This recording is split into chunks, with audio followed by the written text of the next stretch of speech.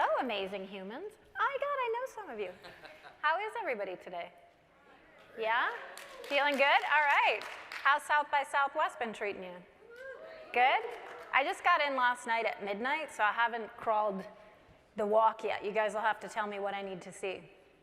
So thank you for being here, everybody. We're super excited to have an amazing moment together here. We're here to celebrate a very ELF, empowering, legendary female, Amanda Nguyen. Thank you. But first, I'd love for you to tell me by show of hands, how many of you are wondering why the elf, a CMO of a beauty company, is here with an astronaut? Yeah, good. Okay, good. So here's the beauty of that. You're not alone. ELF has a habit of showing up in places where nobody expects us. And if you know us, you know exactly why you're here. And if you don't know us, you're one of those confused emojis. I love the confused emoji. It's one of my favorites. So let me tell you a little bit about why once people meet us, they move from why the elf are you here to how the elf can I get involved. I hope we have that effect on you today, and if we don't, please come see me after, and I'll work a little bit harder to persuade you. ELF is a different kind of company. We're built to disrupt norms, or as I like to say, ELF the status quo, shape culture, and connect communities through positivity, inclusivity, and accessibility. We're an antenna, and I firmly believe we're all antennas, and that's the frequency that we sent out. We sent out the ELF signal, and Amanda responded because her antenna and her frequency is totally aligned with ours. See, ELF was born to disrupt. It's in our DNA. We began a little bit more than 20 years ago to make the best of beauty accessible to every eye, lip, and face. We transformed a category that was once exclusive only to the happy few and made it available to the happy many. And as Amanda says, joy is the most radical form of rebellion. And at ELF, we deliver sparks of joy. Over time, this renegade spirit that ELF has became a symbol of the overlooked and a champion of the underdog. We're a democratization machine. What do we democratize access to? Well, it started with beauty, but then it became democratization to equity, to boardrooms, to playing fields, and now with Amanda, to dreams. So today, Amanda and I invite all of you to join our mission to democratize access to dreams for the next generation of trailblazers and changemakers. You see, Amanda was also born to disrupt. It's in her DNA.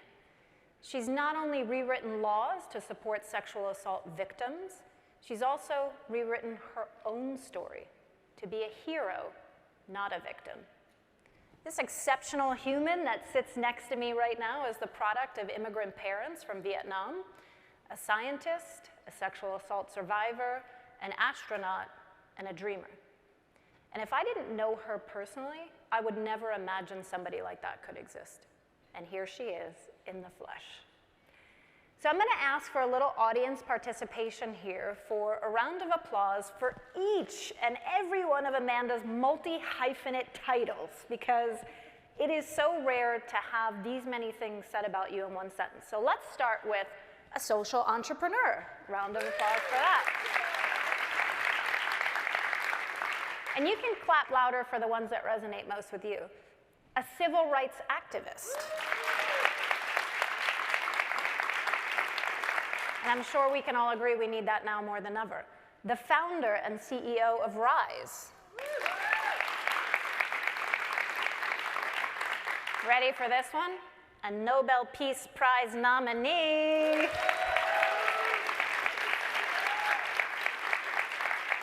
This might be my personal favorite, I don't know. A Time Woman of the Year.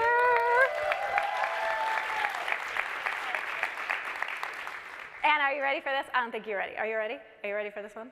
You sure? All right, I'm getting head nods. Here it goes. The first Vietnamese woman astronaut to travel to space on the first ever female crew this spring. Come on, girl.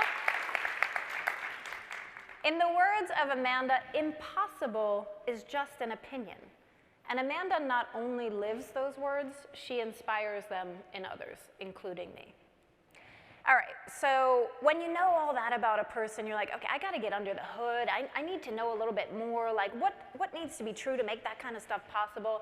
So will you engage the audience in a lightning round? Absolutely. Okay, so let's kick this off with an easy one, and hopefully they'll get harder over the time. So, you ready? Austin or DC? Right now, Austin. Ooh, okay. Teleportation or time travel? Teleportation. Why? I think we live in the best time now. I'm happy to be here, but I also would love to just have it a little easier on the travel. Plane or car, and notice I'm not giving you a rocket ship as an option. I feel like rockets. Planes. Okay. Early bird or night owl? Night owl. In public, would we find you singing or dancing? Dancing. Ooh, okay, we're gonna have to go out tonight. Do you watch news or reality TV? Both. Okay, all right. But it definitely is the news for me. And my personal favorite, describe yourself in 3 emojis and tell us why you picked each one. It's definitely a rocket ship. It's the stars, and then it's a blue heart. I think that is the perfect segue for us to learn more about this incredible memoir called Saving 5. Does anybody have this book yet? We're gonna, oh, I love that. Thank you for being an owner of this amazing book. You will all need to get this book. I have read it now twice, and it is a life-changing book. For those of you who haven't read it, Saving Fire is one of Time and Oprah's must-read picks for 2025, and I don't know about you, but whatever Oprah says, I do. So there you go. What I have found is it's actually not a memoir, it's rocket fuel. And Amanda generously shares her journey, but most importantly, the trials and tribulations and the incredible power she has found in herself through the power of healing. So this book can maybe be summarized as gut-wrenching, profound, and poetic. Ultimately, though, I find it to be a story of hope. So let me just read you a short passage to set the stage of how she describes RISE in chapter 16, for those of you who are taking notes, the organization that Amanda founded to change the laws in the United States and around the world to protect the rights of sexual assault victims. And I quote, "We call ourselves RISE. I chose the name because it indicates momentum, to recognize that this campaign started from a dark place, but is now moving somewhere brighter, up and away. The name also suddenly references my love of space, a rising rocket ship." So let's start with why, Amanda. Why did you write this book, and what is your desired outcome? First of all, you must be the world's best hype person. So thank you so much. I've never had somebody tell people to keep clapping for every single one of my accomplishments. That's really amazing. And now I expect that from all of my friends. So thank you. Well, I wrote this book because I wanted others to have a roadmap to healing. I wrote this book for anyone who's had a dream deferred or has had to make sacrifices, and for survivors. And I want folks to know that even if life has thrown really hard things at you, that the person you were before you were hurt is still inside of you, and that when you're ready, one day, those dreams are still there for you, and you can still accomplish them, even if they're as wild as flying to space. So basically, you wrote this for other people. Yes, but I will say that it was a healing process to write for myself. When I was structuring the book, I ultimately had to ask that question, who is this for? Because all of our lives, reality is often so much more complicated than how you're able to string it together into a 3-act piece. So when I did do that, it was ultimately for my 5-year-old self. It's for my inner child. And it'll save a lot of us in the process. So you've obviously been through a lot in your life, which you cover off on in the book, and it's layered levels of healing that you had to go through to overcome all of that. So what needed to be true for you to have the strength and the courage to get to this moment where you could not only write a book about it, which could be kept at home in a locked box, but to actually share it with the world? That's such a good question. You know, for me, I felt like the pivotal moment when I decided to write it was when I passed the United Nations General Assembly resolution, which thank you so much for joining me at the UN the other day. We were together in the General Assembly. We gathered the world's first gathering of past, present, and future women astronauts, and that was a really meaningful moment. Anybody in this room a female astronaut? So just so you know, at that moment, I was hanging out with Amanda's astronaut friends, and I was like, oh, you know, so tell me about your job. And they're like, I'm a rocket scientist. I'm like, I'm going to just stop right there. But to answer your question about what I needed in order to begin writing, it was getting justice. You know, for a decade of my life, I had actively pursued it. And at first, it was to make sure that my own rape kit would be not destroyed. And then when I heard from other survivors that it was happening to them, that a lot of other things were happening to them, it was okay, well, let's make sure that no one else has to go through what I had to go through. And then when we passed on the federal level, you know, we heard from so many people around the world saying, you know, let's fight this on an international stage. So after I was like, okay, I will defer my astronaut dreams again, and let's fight for this on the international level. I did not.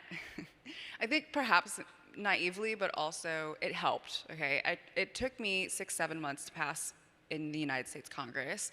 It took me 6 years to pass the United Nations, and that's because, you know, the world, not everywhere is a democracy. Civil society is not seen the same everywhere, but we fought it and we won. But the moment where we won was when I decided, okay, it's time to write this down. Okay, I'm going to ask the question to the audience again. How many of you have had legislation pass in the United States Congress? United Nations. You need to raise your hand.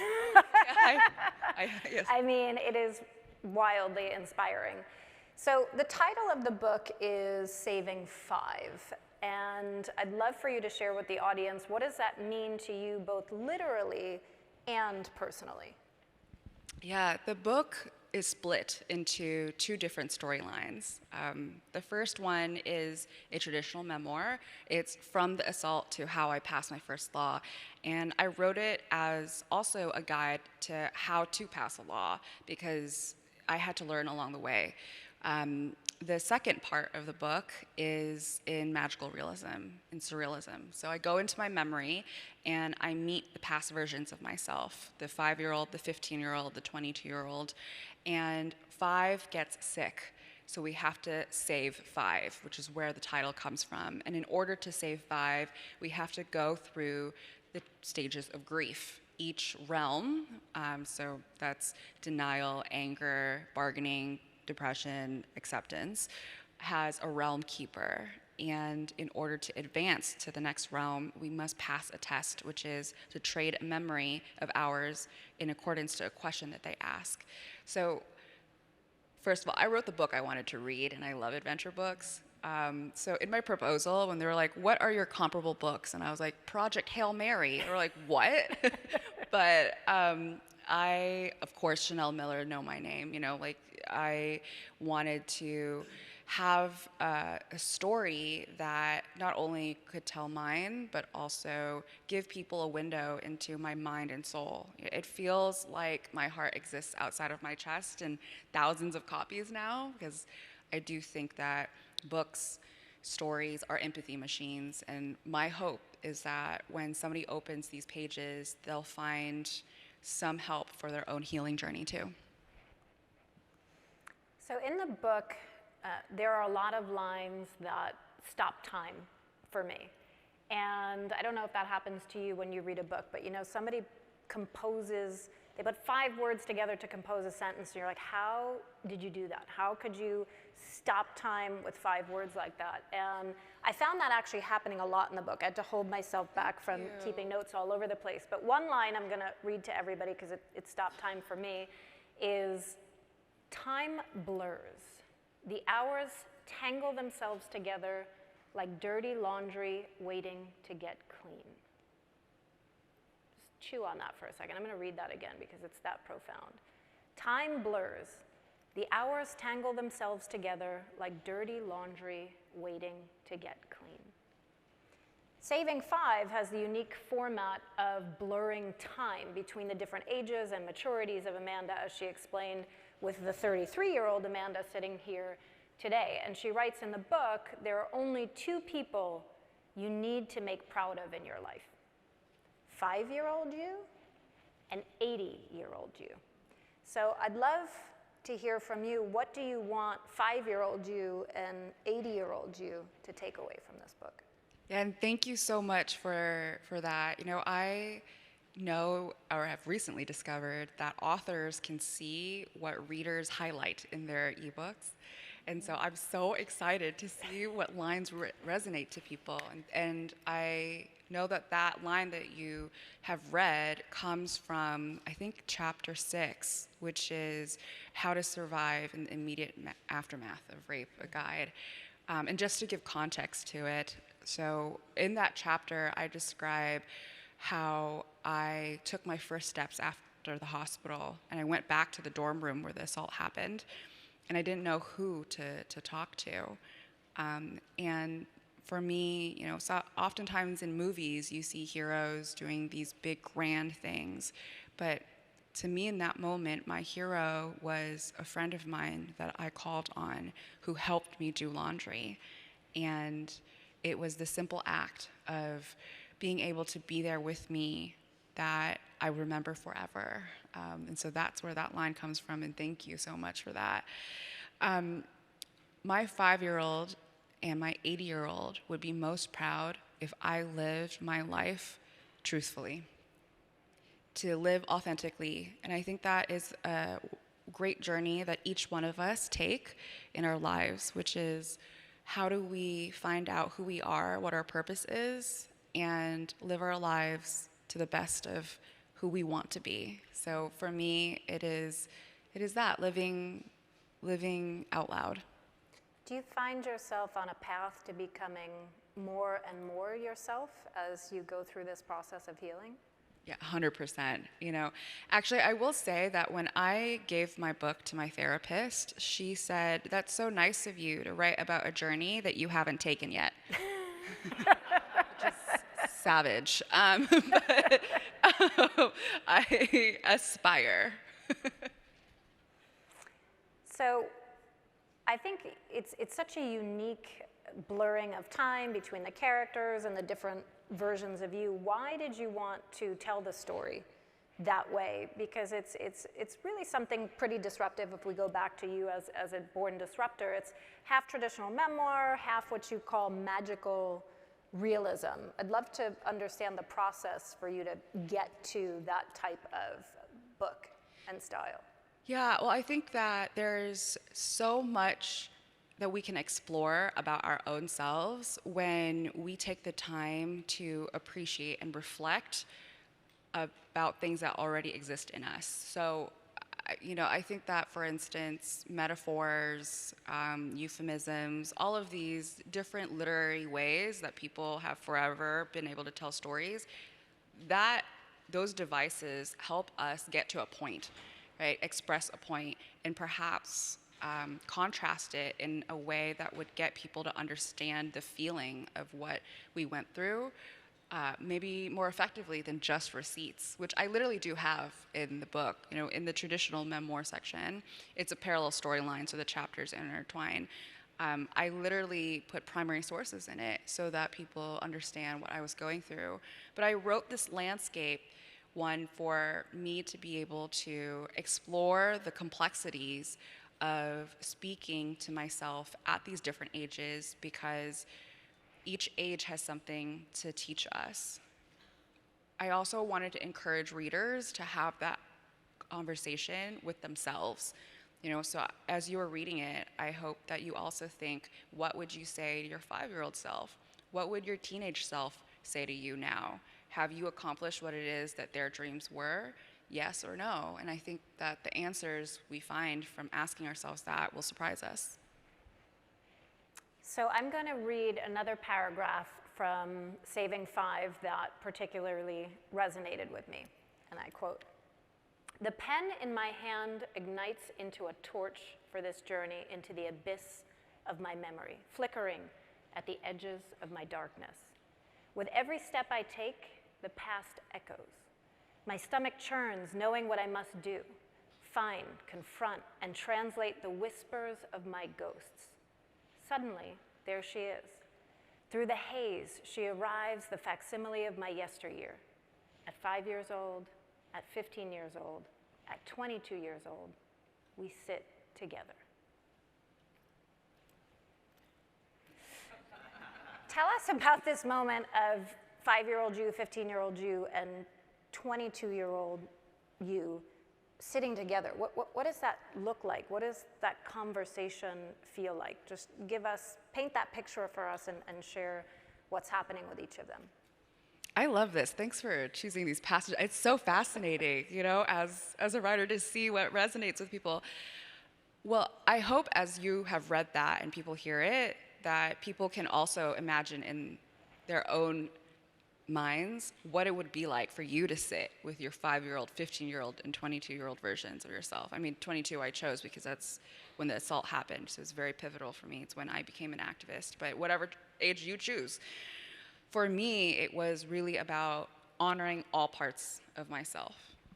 My life at times has required me to shut out parts of myself, to compartmentalize. So for instance, when I became an activist, I chose to give up my astronaut dreams in order to ignite this other part of me. And so to have gotten that justice, both at the United States Congress and at the United Nations, to feel like my justice is a form of healing, and then finally after that be able to sit with all parts of myself and have these difficult conversations is, yes, recognizing all parts of myself, but also the beginning of healing. It's pretty extraordinary. So you use the word journey a lot, and I'd love to know if going to space is the destination, or is this a mile marker on your journey? It certainly is a mile marker, or, a Kármán line marker. All astronauts have a zero-G indicator. It's a little something that floats once we have hit space that tells us we're here. And for me, it is something that I wrote about in the book. After I left the hospital, I took out my journal and I wrote, "Never, never, never give up." And I tore it out and I taped it into my laptop. And I looked at it every day, determined to graduate. I looked at it every day when I was determined to fight for my rights and get it in the US Congress and the United Nations. And I will be looking at that same piece of paper when I am over Earth. And for me, it will be a very full circle and healing moment. It, to me, hopefully will also be a shared moment for so many survivors out there who might feel in this time that they can't see what's ahead. Maybe they're still stuck into place. I want them to know that it will get better and that healing is possible. Zero-G indicator is like my new favorite thing. So we all need a zero-G indicator. If you could just give the audience a little color around what are you actually doing in space? You have a very particular mission, so share a little bit about that. Yes, so I will be conducting 2 science experiments. The first one is in partnership with the Vietnamese National Space Center, which is actually really relevant. It's the 50th anniversary of the Vietnam War, or as they call it, the American War. And it is really, for me, about how science can be a tool of peace and reconciliation. I was actually way more nervous about Vietnam finding out that I would be the first Vietnamese woman in space than actually flying to space, because I didn't know how Vietnam would embrace it. And I'm so glad that they did. I'm so grateful. You know, I think that a lot of people who grow up with different heritages may be able to relate, in the sense that we don't know if we are ever enough of this part of ourselves or that part of ourselves. But in part, the reason why I was so adamant when the research opportunity presented itself to go and to make sure that I'm uplifting talent within Vietnam, within Southeast Asia, is particularly so that science can be a tool of peace. So yeah, the experiment itself is on plant pathology, again with the scientists in the Vietnam National Space Center, and then also with the plant pathologists at the University of Wisconsin-Madison. It's an experiment that has been done before, and also will be on Artemis as well, so very excited for that. The second experiment that I am doing is on women's health, specifically menstruation. So I'm examining microgravity's impact on different materials for menstruation. And the reason why I'm doing it is because, well, it's also my line of research. This is what I do. I'm just interested in that. But particularly for this mission, it is because it's the first all-female crew. And NASA, in the very early stages, did not choose women to become astronauts, particularly citing menstruation. But NASA did not have the data to back that up. And so I will be gathering data to refute that, or well, we'll see what the data set. I mean, I know it's going to refute that. And I'm not supposed to say that, you know, I have a hypothesis. It is my way of using science as justice. So, yeah.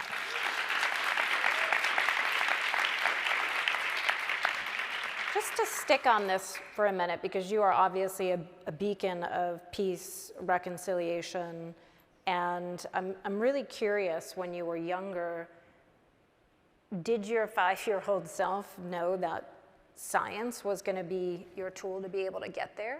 Definitely not. No, but I do know that from a young age, I felt the patina of war, the legacy that it left on my community, on my family, and that intergenerational trauma of not being able to process that peace and reconciliation, and how difficult it is to bridge these divides. You know, even now, there are some, I don't want to give it away, because I don't even know the answer to myself, but there are moments within the mission that are very high profile, for instance, and I will have to choose what part of myself to recognize. But I'll say one that I have decided. Vietnam asked me to address them in space, so I will, during my time in space, be speaking to Vietnam in Vietnamese. And I'm also growing out my hair to be long, because I want Vietnamese girls to see themselves in the stars. You know, and our hair is a big part of our culture. It's amazing. Yeah. So obviously this journey of yours has been a lifetime in the making. And perhaps most importantly, I think it's important to celebrate the triumph as much as the journey. And very oftentimes we see the finished product, right? We see an accomplished astronaut. What we don't see is the journey to becoming one. The trials and tribulations, the shining stars of progress are what make the journey an illuminating constellation. So at ELF, we set out to capture that as we worked together on Amanda's episode of Show Yourself. And I'd love to share that video, because it was really our mission to give back to the world through Amanda's story, so that others could find the hope and the inspiration to reach for their dreams. As a child, I was headstrong. I questioned a lot of things. And I love the stars. My mom and her siblings escaped Vietnam as boat refugees, and they used celestial navigation in order to find their way to freedom. So the stars were always really deeply meaningful. My childhood dreams were to be an astronaut. If I'm gonna use my blink of an eye in this universe, I'm gonna make it matter.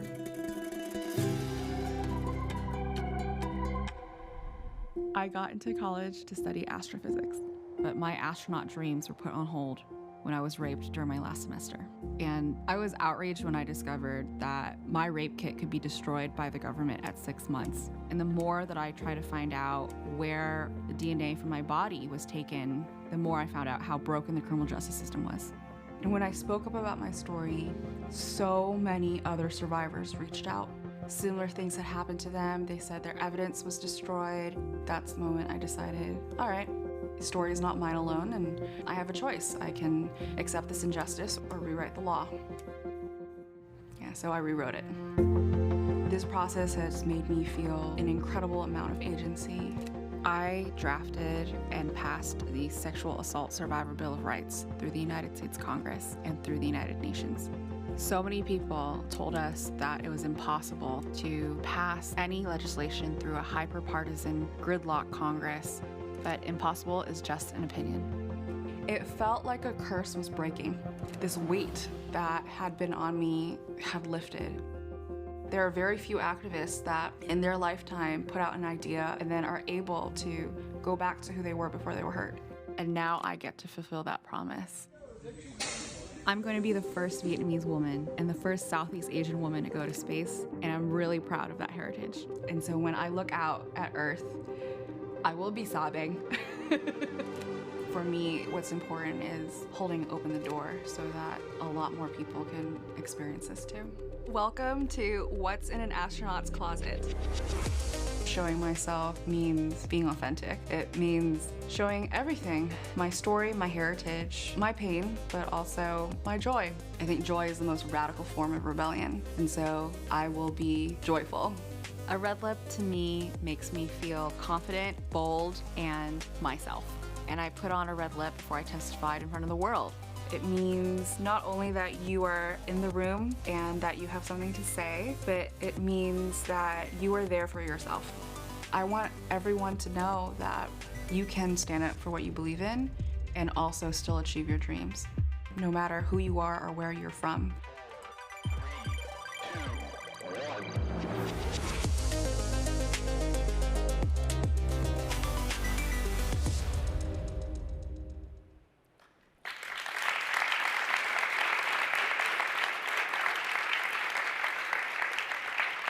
I have seen that video probably 200 times, and it gets me choked up every time. I'm literally sitting, yeah, Patrick's in the front row crying.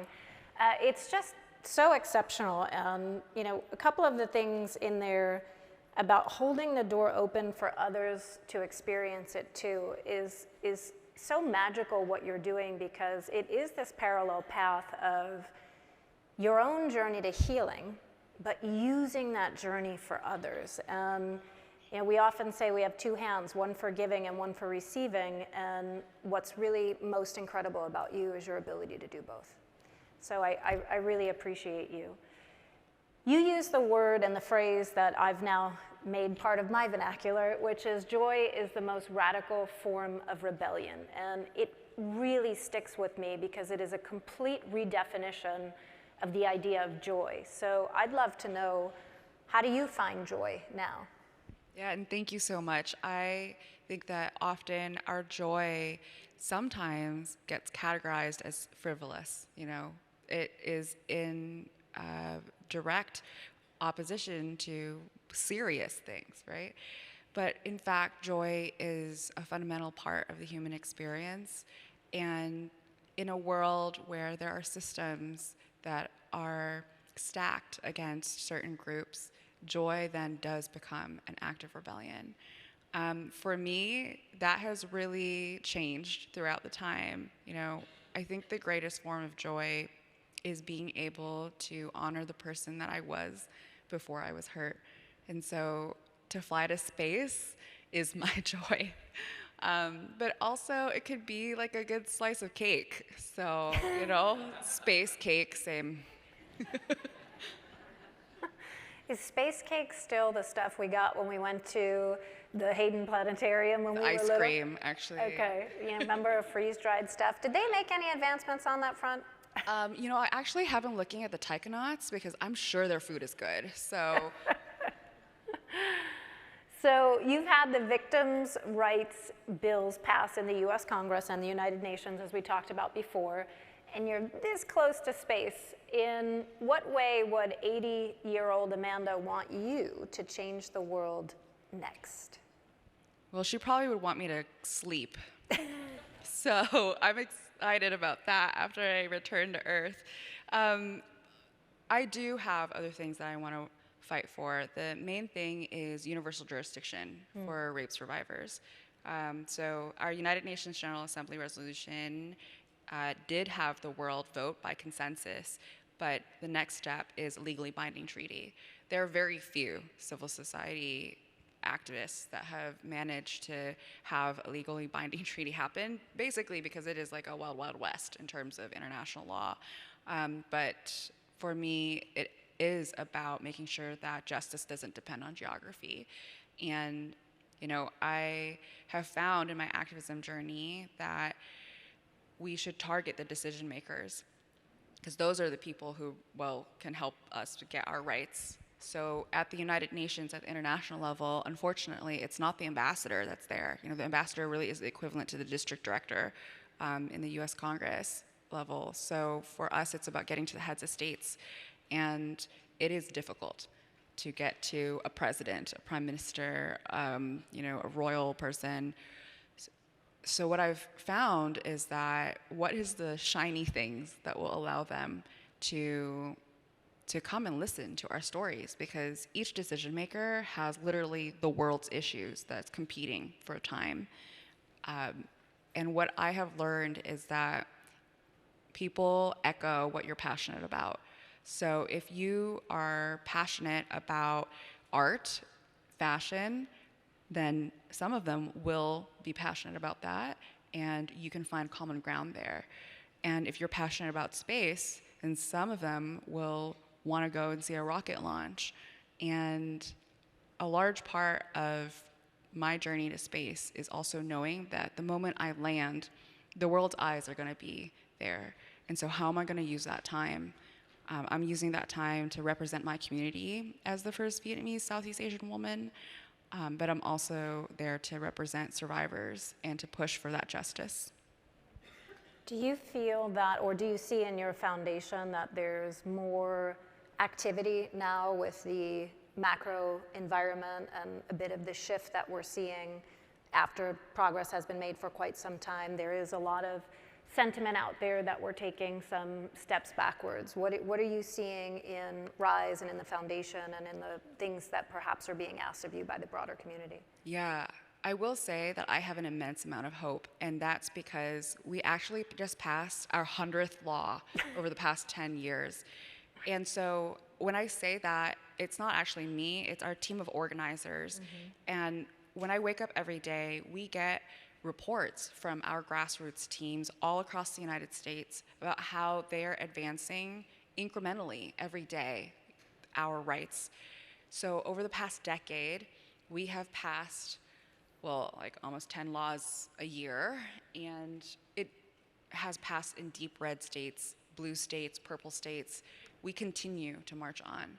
So for us, I have a deep belief in the people, in our ability to push our democracy. Of course, it does matter who our elected leaders are, but to me, what matters more is people's belief in their own involvement in democracy. You know, most people, when you ask them about what their tools are to change their laws, will say voting, running for office, and marching. But there exists another tool, which is to be at the drafting table, to not only say, hey, this is what I want to change, but to literally change it.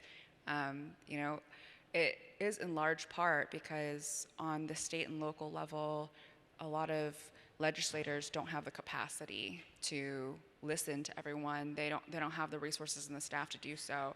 And so we help them by having people who are experts with their lived experiences, and also by having a lot of legal precedents to move this forward. I mean, the long and the short of it is, I still find that there's incredible hope, and I see that every day in our grassroots organizers. I have unshakable faith in the people who are doing this work every single day. So can we give her a round of applause for the 100th law passed? You got me beat 100 to 0, so that's what this scoreboard is. I'd love to, you've been doing this for a long time. You're the founder and CEO of your organization. A lot of people don't know what is the first step. How do I take that incremental step forward? How do I get involved? I want to do something, but I don't know where to start. What would you tell those people? There's like a literal first step, which I would say is to know exactly what it is that you want to change. It's not only a matter of burnout, because sometimes when you are very passionate about things but you don't have a specific metric by which you want to change, you can literally run yourself to the ground because you will not get a feedback loop of positivity.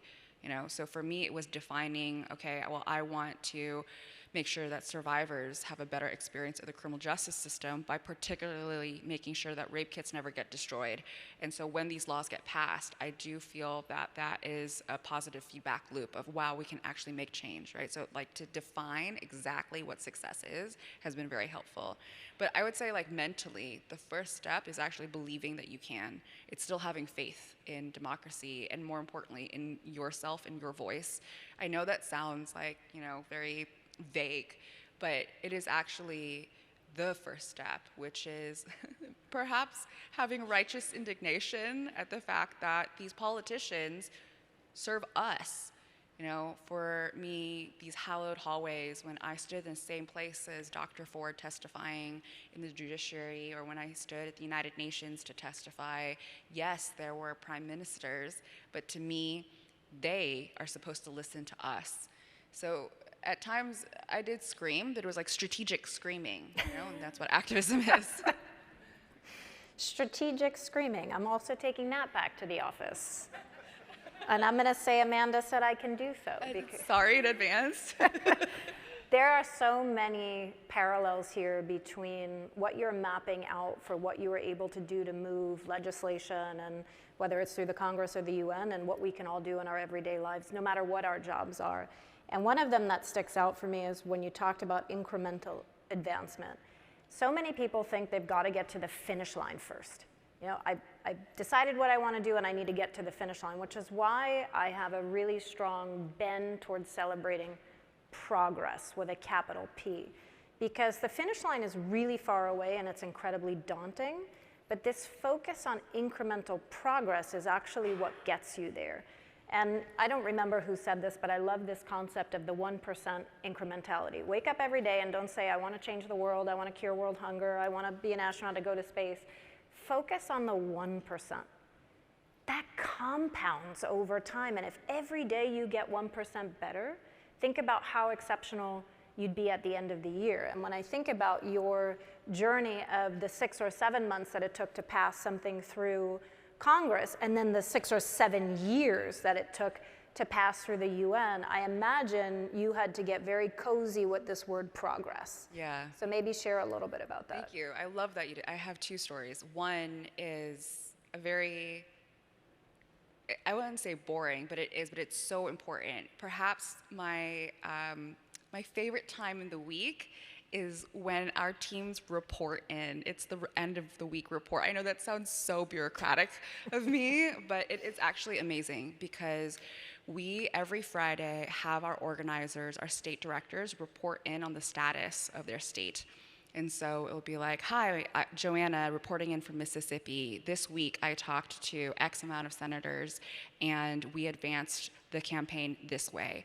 And it impacts 1.1 million survivors. We always have the impact at the end, but it's that incremental part. And the fact that they report in from across the nation helps each other know that it's possible. So when an organizer, for instance, in Alabama is able to pass it, it helps the organizers in Mississippi think, okay, well, if this is what worked with this group of senators, maybe that talking point will also resonate. And that is actually exactly what happened.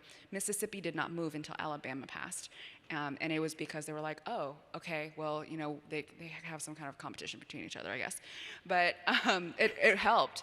The other thing I will say is one of my crewmates is very nervous about flying to space. It's Gail King. And Gail has really talked about how she has sought to get advice. She is scared.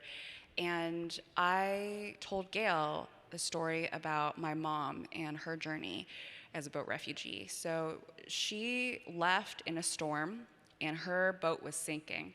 And when she really thought that they were all going to die, a bigger boat came and decided to rescue them.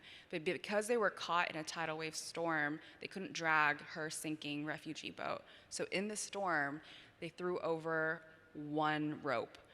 And each person had to climb this rope from the sinking boat to that ship. She says that if you let go of the rope, then the sea would swallow you. So how she got through and climbed that rope was not by thinking of the entire rope, but by just thinking about the next pull and the next pull and the next pull. And for me, that's a lesson on bravery, that you don't have to have bravery for the entire journey, just for the next step and the next and the next. And so I told Gail yesterday that when she's afraid, to look at the telemetry monitor and to see, just count the next 100 feet, the next 100 feet, all the way until we hit space. And then all the way we're back to Earth, and then she's done. I love how you just nonchalantly throw in there that you're going to space with Gail King, as one does. It's pretty outstanding, and it never gets tired for me. I'm going to repeat this sentence because it was another moment that just stopped time. If you let go of the rope, the sea will swallow you. That is exceptionally profound, and once again, all of us can make parallels in whatever life's mission we're on, whatever is going on with us, and this focus on progress is something that we can all collectively do better. If you want to have people believe in where the next step can be, just tell them to look at where they just came from. And I think sometimes we lose sight of that because we're so focused on the big thing. You are obviously a boundary breaker, rule breaker, elf the status quo, as I like to say.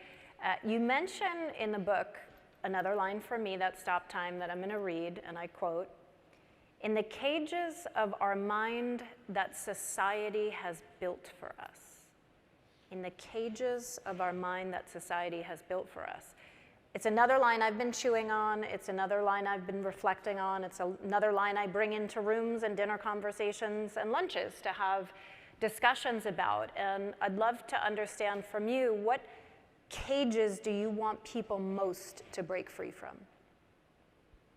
Thank you for reading this book so thoroughly. Like, I wrote that. No, I think the deepest cage that I hope everyone is able to break free from is self-doubt. We all have moments in which we think, oh, well, maybe that isn't for me because of that other person's XYZ resources or whatever. But I really think that if we just dare to be ourselves, to really dream those big dreams and just to go for it, it will manifest itself. We actually, when we start at Rise, the first assignment that we give our organizers is Cringe Mountain. So Cringe Mountain is what I like to describe as rejection therapy. Every single superstar, anyone who's ever had success, had to climb Cringe Mountain. And that is publicly declaring that they have a dream and that they're going for it. And in the beginning, people will doubt them. Perhaps the greatest form and most powerful form of doubt is within ourselves. But if we just put ourselves out there and climb Cringe Mountain, one day we're going to get to the top and we're going to be successful. And then the same people who doubted you will be like, oh, but like, how did you make it there?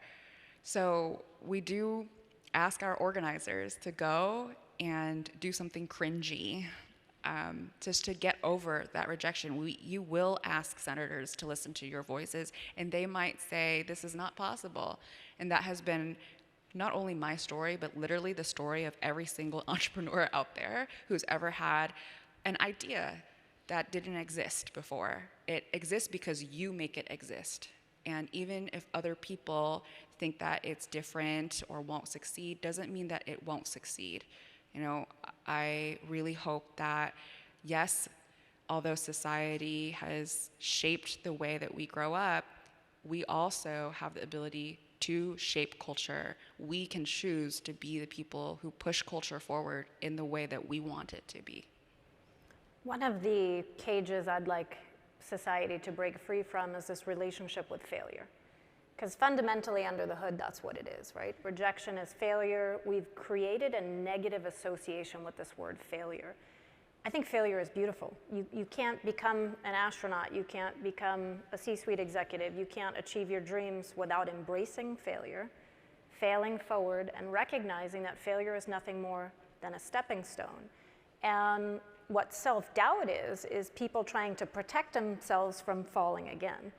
And if you don't fall forward, then you're never going to get to the finish line. And one of the things that I would encourage everybody to think about is your own relationship with failure and how you redefine it as a necessary part of whatever it is that you're trying to accomplish. So speaking of accomplishments, you're about to make history as the first Vietnamese woman in space as part of the first female crew with Blue Origin. What does this moment mean to you? I mean, if you had to just bottle it up into, a headline, if you will, what does it mean to you personally? Well, for the Vietnamese side, I want Vietnamese girls to see themselves in the stars. I might be the first, but I won't be the last. But really, at its core, my family came on boats and now we're on spaceships. So within a generation, it doesn't matter where you came from or who you are, you can achieve what you set out to achieve, even if it's going to space and leaving Earth. My family came on boats and now they're on spaceships. I mean, seriously, you stop time, you just talk and my whole clock stops. Okay, what does it mean to the dreamers out there to see you up in space? Well, actually, before I answer that, I want to share something I'm looking forward to. So before all astronauts board the capsule, there's a bell that we ring. And it stems from the tradition of the space industry's ties to the nautical industry. It's a spaceship. And when I ring that bell, I will be thinking of the sailors in my life, my family members who studied celestial navigation and learned how to sail in order to find their way to freedom. And, I still have family in Vietnam. I actually retraced my mother's refugee journey last year before the news broke that I was going to space. And I visited the harbor where she departed from. And the sea, I had, of course, grew up with this story of hers. But when I was there, it was so vast. It was so big. And I just thought to myself how brave she must have been, how brave my aunt must have been, my family, to go on this journey not knowing that they would survive. And to me, when people ask me, where'd you get the courage to fight the United States government and the United Nations? And I'm like, she went through all of that. All I have to do is email a senator. So I just press send, or strategically scream. But I really do feel like the greatest story I want to share to everyone when I fly is that you can do whatever it is that you want to do, no matter where you come from or what has happened in your life. When you decide you're ready, that healing, those dreams, they're waiting for you. It's quite a message.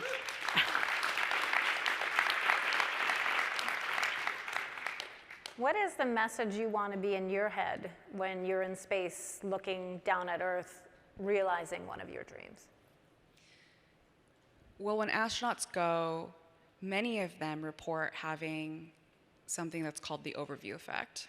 It's essentially existential crisis, but it's documented in psychiatric literature of astronauts leaving the Earth as technical people and returning to Earth as activists, as humanitarians, because they are full of awe, in the full definition of awe, so both wonder and terror.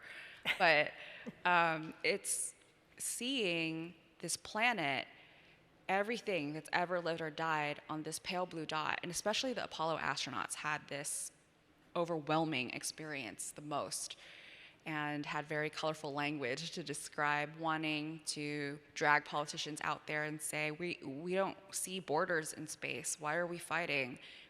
But what we do see is how fragile this Earth is, that we're all in this together, you know? And so for me, when I am in space, I will be thinking of her, the person that I was before I was hurt, and about the fact that I kept my promise to her, that when I decided to pause those dreams and fight for justice, that if I got justice, one day I would come back. And that healing journey is something that I wish for everyone. I also will be thinking particularly of the people in my life who have made this moment possible. So, you know, I remember the first time that I spoke up about my story. It was many hours talking to politicians who just did not care. And I went home and I cried because I was like, this is so tough. I didn't realize it was the first time sharing something traumatic. And I was just like, I just need somebody to tell me that they love me. And the next morning, as a pathological optimist, I got back up and I went to the United States Senate. And in my Uber ride, I, had a driver who was very stoic, didn't really talk to me, kind of intimidating. But he saw I was going to the Senate, and so he asked me why, and I told him.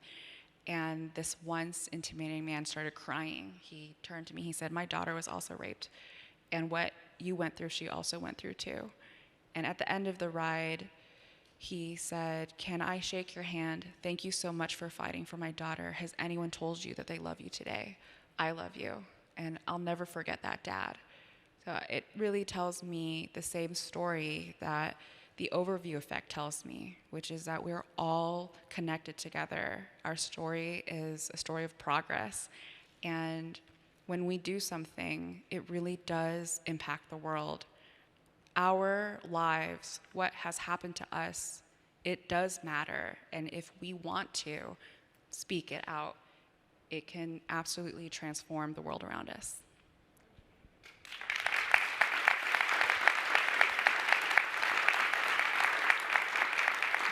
You got people crying again. We got multiple. We forgot to tell you all to bring tissues. I can tell you, it's super hard to be up here because I'm like, I can't cry. I'm kind of on the stage, but I'm welling up. But I don't want my makeup. I actually have thought about this in space because I'm like, it's gonna detract from my vision. So I will be internally crying, but not we spend so much physically. time doing our makeup. You're messing it up. Yeah, I can't do that either. When we were at the United Nations together, what Amanda was mentioning before, Terry Crews got on stage and gave a riveting speech that had me and everybody else in the room on our knees, literally. And I asked him after he got off the stage what gave him the courage to talk about his own trauma and his own story of violence and all of the things that he had to live through in his life. And he told me, it was you. And because of your bravery sharing that story with the world and how much he recognized that it helped him, it gave him the courage he needed to tell his story. And that's the two hands, right? One for giving and one for receiving. So in the 52 seconds we have left, I'm just going to shoot to the last question, because let's turn these tears into sparks of joy and radical rebellion. Outside of everything that we have shared with the audience today and the stuff that I could easily find in your biography, I'd love for you to tell us something else. What is something that would surprise us about you? I don't know if it's surprising, but I know that I haven't talked about this publicly, which is that I really like collecting vintage makeup. So I love packaging, a good package. But I do also want to say that there was a question on here, which is, what would your 5-year-old be dreaming of? And I know how powerless I felt at 5 years old, growing up in a broken home. And so the greatest thing that I want to tell that person is how powerful you are, that we all really do have the ability to heal, to escape, and that no one is powerless when we come together, and no one is invisible when we demand to be seen. So thank you all for seeing me today. Thank you.